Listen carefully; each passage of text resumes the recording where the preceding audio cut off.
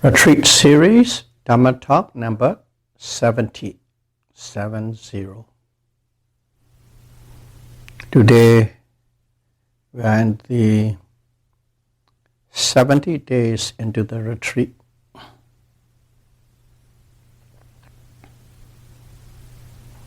And every Dhamma talk is built around the practice, mindfulness, insight practice.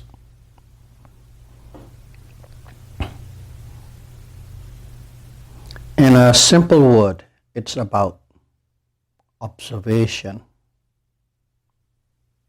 and sometimes called noting, recording. You observe as if you are recording.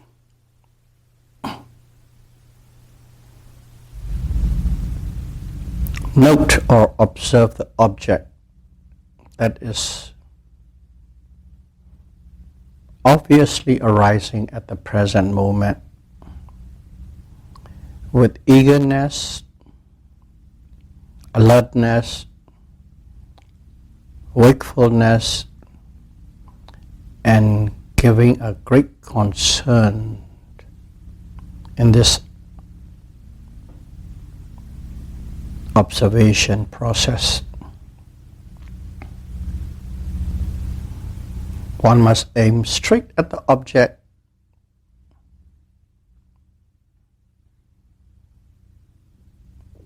that is arising at this moment to establish mental contact, phassa. And if this aiming and grabbing of the object of observation is done with right effort and precision, both mindfulness, sati, and concentration, samadhi, will be established.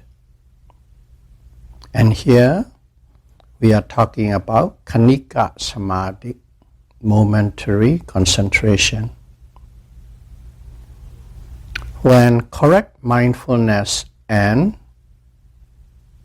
concentration are established, automatically the specific or unique characteristics of mind and matter will be known. So that's what we are doing, a process of observation. So let's reflect into this process and see what is happening. If you have a precise aim on the object of observation, the mind does not fall on any other object, but goes straight to the object which is in the scope of attention. At that moment, there is no sense pleasure. That's why there is no mental illness or madness due to sense pleasure. Pali word, kamung mataka. There is no kamung mataka, craziness or madness with sense pleasure. And even if the attention that you are giving went straight and landed on the unpleasurable, unpleasant object,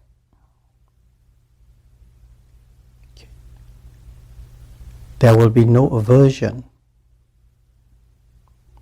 There will arise no thought of cruelty. What it means is there is no madness due to dosa, aversion or greed. In Pali, there is no doso mataka. In short, there is no chance for any kind of wrong perception on the object can arise at that moment. In other words, all perceptions are right perception, correct perception. In other words, you know exactly as it is. So repeat this process, observation process, again and again. And if you can keep it again and again, one will be kept far away from the wrong view. Wrong view. Moho mataka. Craziness or madness with wrong view will not be there. So, if one applies with ardent effort, the mind will not be lazy, and it will hit the intended target straight on. And if there is no deficiency or excess in terms of effort, kilesa cannot arise. So, you can see, right effort has the power not to accept kilesa or to push away the kilesa. That's how the relationship between effort and kilesa is. And if one applies the effort with great attention continuously on all objects that are arising at the present moment, mindfulness is established and it will block and stop kilesa, mental defilements. It will stop kilesa coming into your field of attention or awareness. So that's why guarding is the function of mindfulness. It's like a guard keeping kilesa not to enter. So when one firmly grabs the object, it envelops and it penetrates into the object. You must firmly grab the object. If not, it's a different scenario. If you can firmly grab the object, it envelops and it penetrates the object. And that state is called concentration, samadhi. It is, the mind is looking very, very closely at the object, fixed on the object. That is samadhi.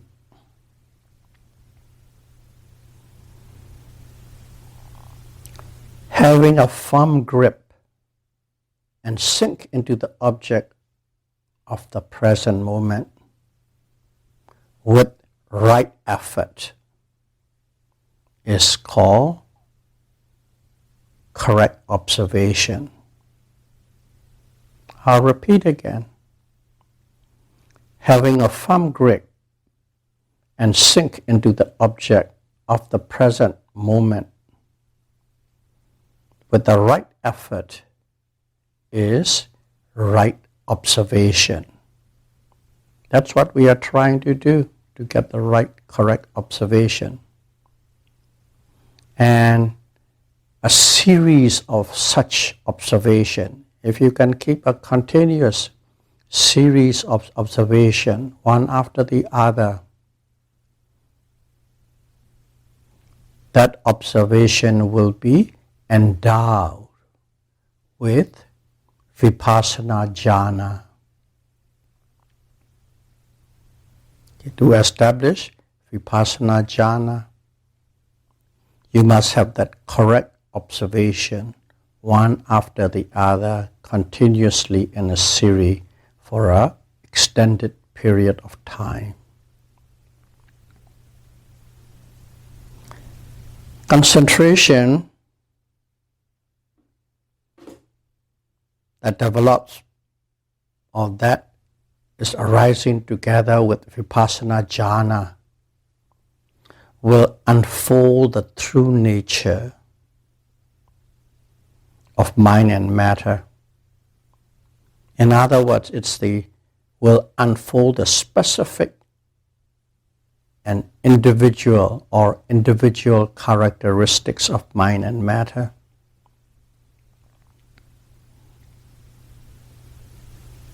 That kind of knowing arising from that, understanding arising from that, is not the same as knowing from reading, listening, reflecting, or trying to figure out or analyzing. It's totally different. This kind of pure knowing, direct knowing, has no confusion, has no doubt about what you know. Because it is you who knows directly at the present moment, having a direct contact, establishing a direct contact with the object under study or under observation. There is no intermediary process or no intermediary phenomenon between first-hand knowledge.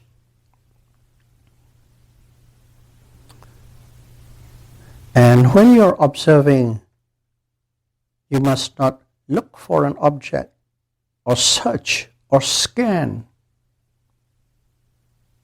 for an object purposely. You must not purposely look, search, or scan for any object. Simply observe, but correctly, continuously, and constantly. That's all. Simply observe the most obvious object that is in your field of attention correctly, continuously, and constantly. This knowing or understanding of the true nature of mind and matter will be achieved during the period of meditation, while you are meditating, concurrently with the object at that present moment. Your understanding will arise concurrently along with the object at that moment while you are meditating. That's how it unfolds. And that is the fixed law, niyama. This is a fixed law. You can take it to the bank. So let's see how we can apply this process in our daily lives. Okay? We are talking about like focused, intense meditation, sitting, formal, walking. But let's see how we can apply in our daily lives.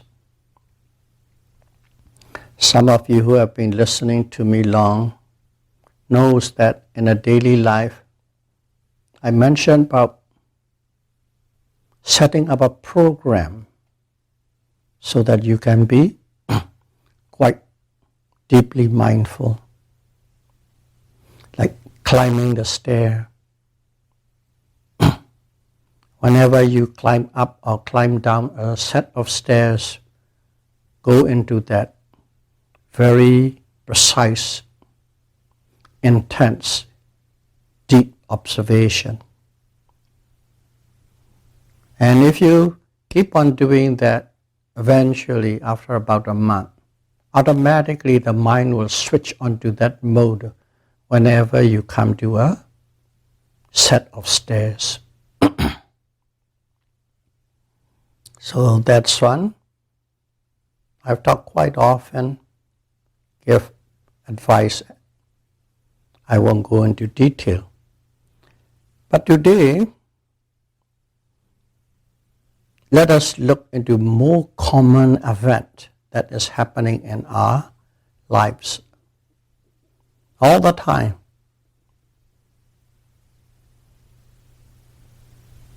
Very common.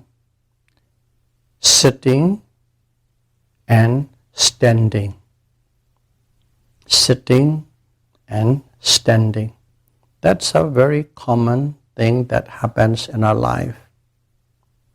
We have been, when we say sitting and standing, when you sit, eventually you have to stand. When you stand, eventually you will be sitting. So I will only approach from one point.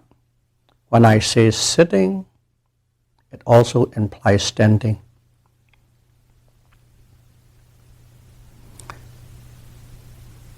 We have been sitting countless number of times in our life without giving any concern or any attention to it.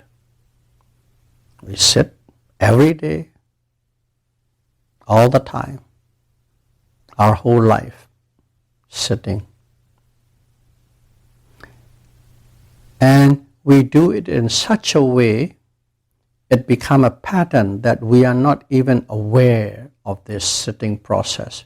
We are sitting, but we are not aware of it. It's so much so, it becomes an auto mode. You see a chair, clunked, you sit. Whenever a situation arises, you sit. Automatically, you don't even have the awareness of that process, sitting process. Maybe under certain circumstances, when you're very tired, let's say you walk for about 5 miles, 10 miles, you become very tired, or you are standing for a long time, you're very tired. Okay? And at that moment, when you're very tired, what happens is, you are consciously, oh, I want to sit. Okay? In other words, you are aware that you want to sit because you're so tired. And then you slowly sink your buttocks down to sit. And actually you're aware of it. All the tiredness slowly release, release, release. And then you sit and say, great. Because the condition forces you to be aware of wanting to sit and aware of everything that is happening while you are sitting. Maybe.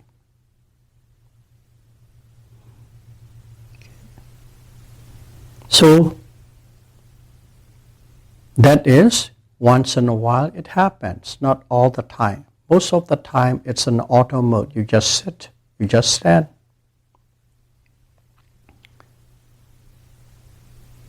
Now, let's reflect how we most commonly perceived while we are sitting. In other words, most common perceptions while we are sitting. But we have to reflect to know that. That's why, let's say, I said, let's reflect. Okay? And if you reflect, you will find out most of the time you are sitting and you are not even aware of that you are sitting. You might be sitting at the same time, you might be talking, you might be staring at something, you might be listening at something, all jumbled up. You are not aware of it. That's one perception. You are not aware. That itself is a perception. Not aware is you're ignorant, not known. Or, you say, sitting. I have sat before many, many times. That kind of perception can arise too if you reflect. And also, I'm sitting now. Right now I'm sitting. And also, you keep on reflecting related to this sitting. I will be sitting in future. Those are the perceptions you get. Sitting is sitting, but you put it one in the past, and you one put in the future, you put one at the present. So there are three different perceptions. I have sat many times before. I'm sitting now. I will still be sitting many times in future. That's how the understanding of perception will arise. And all these sittings are done by me. I am sitting. All these sittings are sitting actions are done by me. But let's put it into a different perspective, a different take.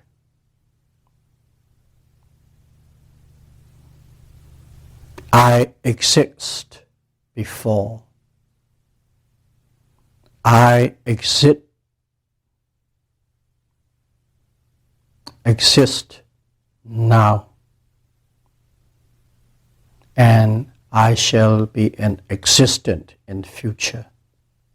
That's what it is. In the past you have exist. Right now, you're present, you exist. And in future, you will still be existing. In a different take, the sitting before, now, and in future is exactly I exist, I exist, I exist. Basically, that is how you think, how you perceive. Actually, you are executing the process of solidification of self. You're trying to make that self more solid, more solid, more solid. Identity becomes stronger, stronger. That's what it is, if you reflect. And you are sitting in an auto mode. And exactly that is what happening in terms of perception related to sitting when you're in auto mode. But in reality, sitting is not done by self. Sitting is not done by me. Sitting is not done by you. Not done by self. It is a series of intentions to sit. A series of intention to sit arise. And that is mind. Intention is the mind. And a series of movements to sit. And that is the body, or rupa. Mind, citta. Body, rupa. That's what's really happening. It is a process done by this mind and matter. It is a process of the mind and matter. Those two phenomena mental phenomenon and physical phenomenon, exists only at the moment of sitting, truly exists only at the moment of sitting, not before sitting, not after sitting, only at that moment. That's mentality and physicality, nama and rupa exist.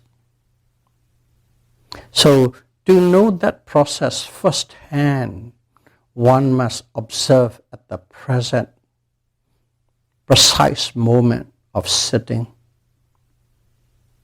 Only while you are sitting you can observe and you will know. Other than that, there's no recall process. There's no replay process. You can't record it with a videotape and rewatch it. You can't. You must directly observe at that present moment of sitting. At that moment, if you are observing, okay, you are observing firsthand, and you must observe with precision, and you will become aware of your intention to sit. And you'll be aware of the movements in the sitting.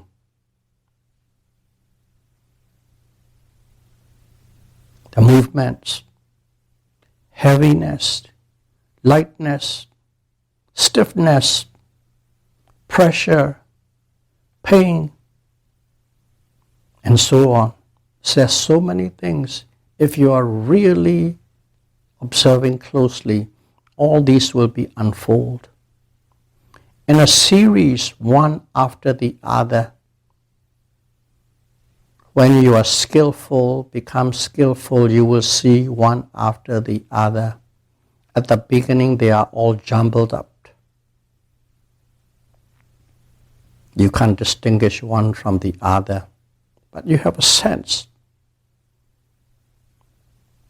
So with deeper practice, intention before, many events,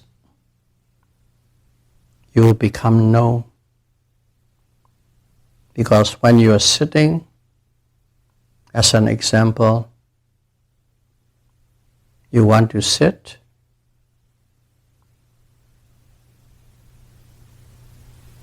you are leaning, and then before that, after that, you're bending. But you're aware that you're leaning. You're aware you want to bend, it's bending.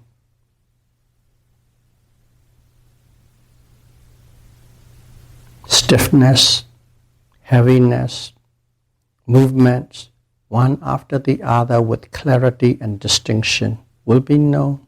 But you have to be very skillful. As we are on the 70th day, I think most of you are quite skillful now.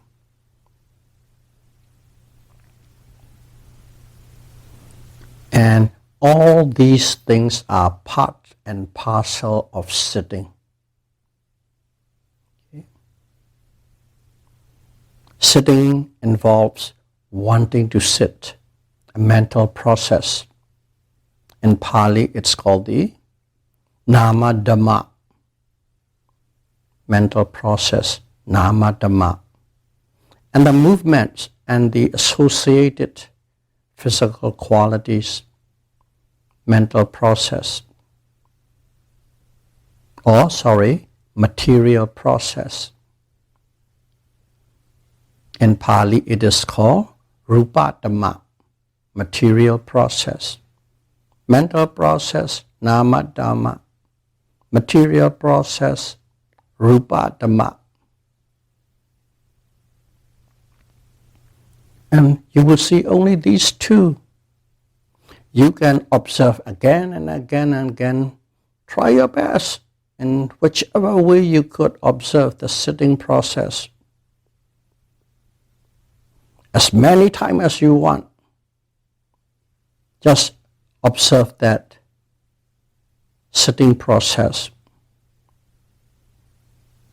You will only see these two phenomena, Nama Dhamma and Rupa Dhamma, mind and matter. You won't find any third party. You won't find any third party or third phenomenon or third whatever other than these two processes.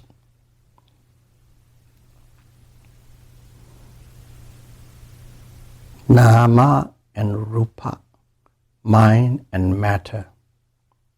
So, the view or perception of sitting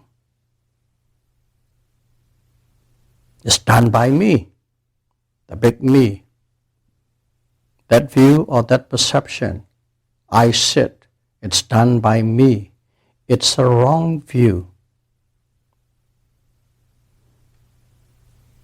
You will have or you will experience the right view only if you are correctly observing at the moment of sitting. That's the only time. You have only one chance, no second chance. If not mindfully observing, you are automatically in the wrong view mode. If not observing, you are automatically in the wrong view mode. We call it Ditthomataka in Pali, if you remember. Okay. Madness with wrong view. Ditthomataka. When the power of correct observation becomes stronger, the right understanding will automatically arise.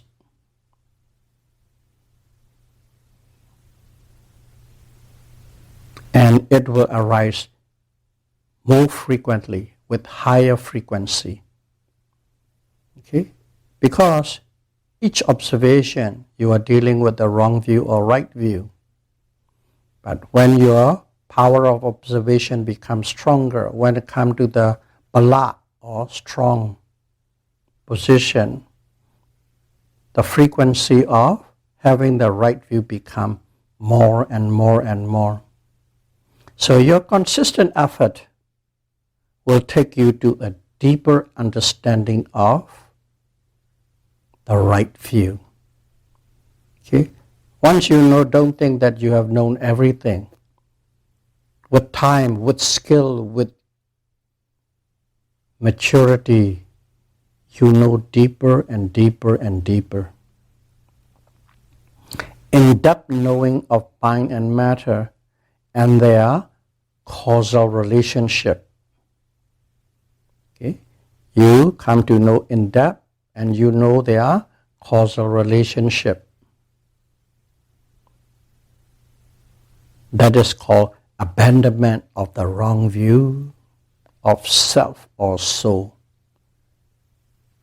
When you know that, you have abandoned the wrong view of self or soul.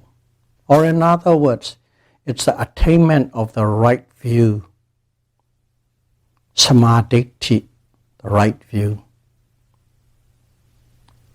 You have attained that to the point of irreversibility. You will always have that. Regardless whether you are observing or not observing, you will always have the right view. At that moment, when you have that irreversible right view, one become the first stream winner. In Pali, Sotapanna. So let's see. wanting to sit. Okay? It's the mind. And sitting is matter. There are only two detectable phenomena in this universe. We are not just even talking about you and me. In the whole universe, there are only two detectable, investigatable phenomena. There is no third identifiable category, such as called jiva, or spirit, or butterfly. Some people use the word butterfly to a soul, or spirit, or a soul, or jiva. It's some form of a life force, eternal life force, jiva. There's no such thing. And when you understand that, this is the abandonment of Sakkaya Ditthi. Sakkaya Ditthi. Sakkaya Ditthi means the view of self or soul. You have abandoned the Sakkaya Ditthi, the view of self or soul. But if you haven't observed correctly and directly experienced these nature of mind and matter, or call it insight, regardless how much you have read and how much you have know, you have an in-depth, analytical, logical, rational understanding of the mind and matter. You said, I understand. You claim, I understand. Of course, from theory, that is from theory, a second hand. One does not fully understand in an unshakable manner. You might think you understand, but there might be always a spot, an obstacle, a bump, a situation, a condition come in. Your understanding is shaken. So keep that in mind. A lot of people read, analyze, dissect, and they believe and they think they know there's no self or non-self. No self, but it is non-self. However, there's a momentary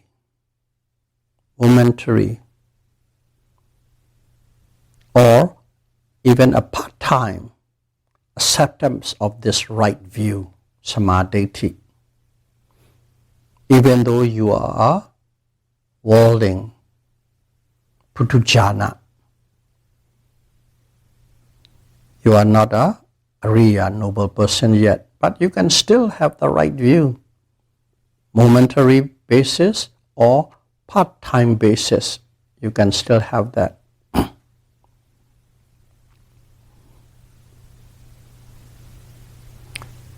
When one is in sync, whenever in sync with a perfect observation, you have the momentary right view. Automatically, you already have it. You are not thinking in terms of conceptual words. You are in the experience of non-self at that moment.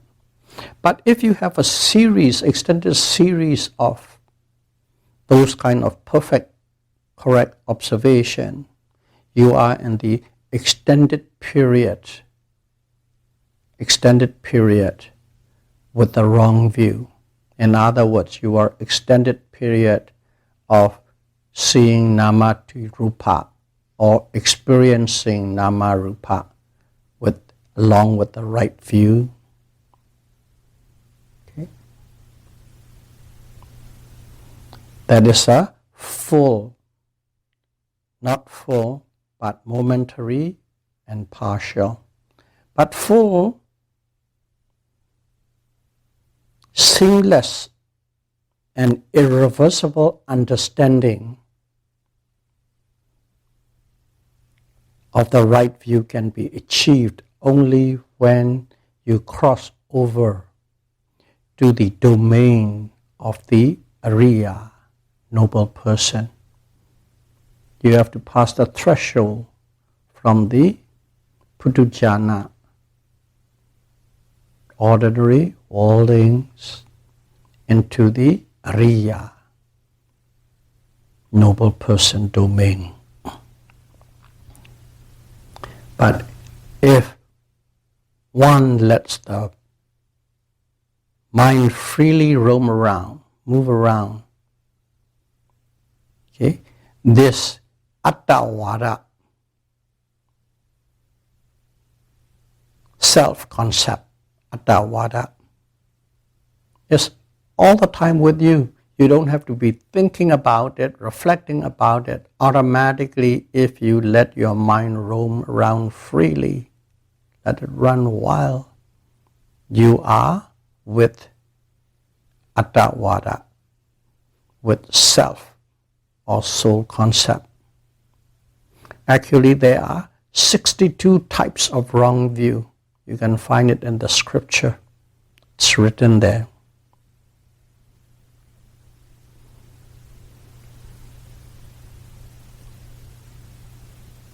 If anyone is without mindfulness, you will be caught in one of the 62 wrong views.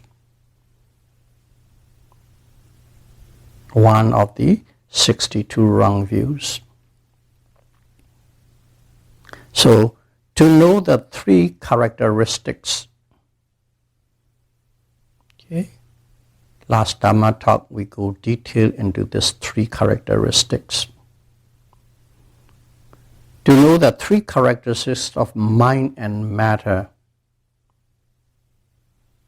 okay, the Buddha has designed this Satipatthana Vipassana, mindfulness insight meditation. He designed it. The purpose is to know the three characteristics of mind and matter.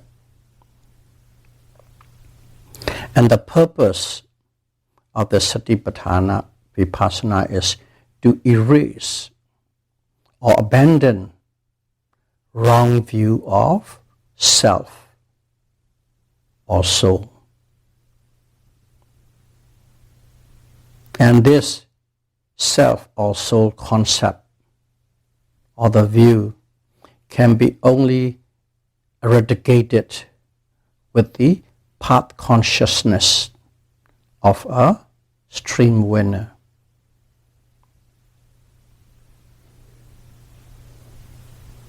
Sotapanna Mega Citta. Only with that you can eradicate it. That is why we need to precisely observe all actions, behaviors, manners, movements, and intentions in all full posture. You can't miss anything. And if you can observe that during those periods, no discursive thoughts, okay, or wandering mind can arise, it will be replaced by mindfulness and concentration, sati and samadhi. All wandering thoughts, discursive thoughts are replaced by sati and samadhi. The more one can develop these two mental factors, sati and samadhi, the more you will see the true nature of mind and matter, or three characteristics of mind and matter. All these moments being moments with these clear understanding or experiencing the three characteristics. All these moments are moments free with self-concept. You don't have to say there's no self, no soul. If you are experiencing, knowing the three characteristics in your observation, you are free of self-concept.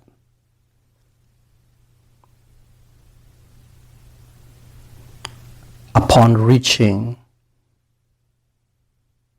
the first step of noble person, Sotapanna, or the stream winner,